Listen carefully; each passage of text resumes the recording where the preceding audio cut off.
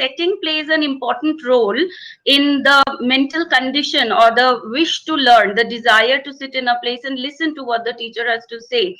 Does the background, the setting, the condition in which the child is being taught play any important role, or is it just all right, any condition, and that if it is engaging, if the child is if the teacher is impactful, the child will learn? What is your opinion, ma'am? You are now unmuted. So first of all, when you started talking about the students engaging during virtual, see what is happening now is totally a new thing that has been happening in the education sector. Because we as educationists know that we never used to encourage using of electronic gadgets among the students, at least for the education. So now this is a new norm. Online education is a new normal and it will continue. As we have already read in NEP 2020 that the blended form of teaching will be continued.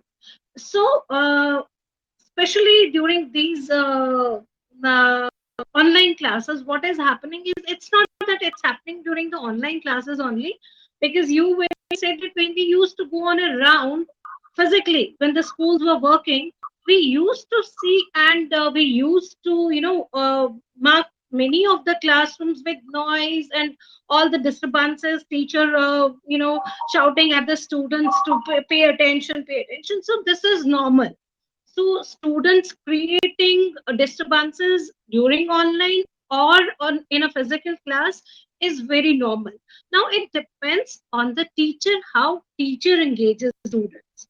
See, when like Pooja talked about it, be it a kindergarten child, be it a primary child, be a middle class child, or be it a secondary or a senior secondary student, a student will try to distract the teacher or distract his fellow student while learning is happening. It's a very common factor.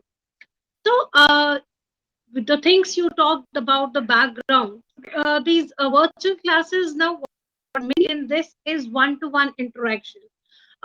It's the other thing that is missing during the virtual classes is total eye contact to all the students in a go. Because if you're on a laptop, if you're on a phone, you have eye contact with a certain set of students. And to make it more effective, I suggest that it should always be two-way video class if an online class is happening, rather than a teacher being videographed and the student being behind the camera. So when the student is sitting behind the camera, the teacher is not aware what is happening. Whether the child is at least paying the attention, the child is learning, child is getting or grasping the topic the teacher is teaching. So it actually gives restricts child's behavior. It affects the child emotionally, it affects the child cognitively. And a teacher behind the scene, behind the camera, cannot make out whether the child is talking to the parents, whether the child is chatting with a friend in the personal chat, whether a child is doing something else, he's eating, he's sleeping, what. So these things really do matter. So for that, my suggestion is that teachers, whenever they take an online class, they should set some rules and principles before starting teaching. And for that, the teacher should not be like that it's my rule and my principle. The teacher should always involve students to set the rules, so that students are made responsible, students are made motivated to be disciplined, to be attentive in the class. And they are only ones who can motivate and encourage other fellow students to behave in an online class. They set the rules, they set the principles, that how are we supposed to sit for a 40-minute class or a 35-minute class during a virtual class. So I think these things are important, and this will definitely help teacher fraternity to overcome the problem that they face when the students sit behind the camera. Thank you, Dr. Rama. That was very enlightening. Now I come to Miss Vinita.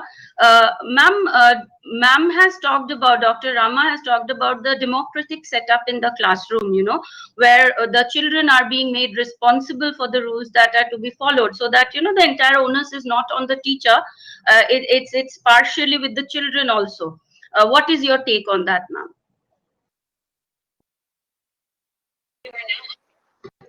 Yes, I agree with Dr. Rama Matu also, ma'am, or even Pooja ma'am also.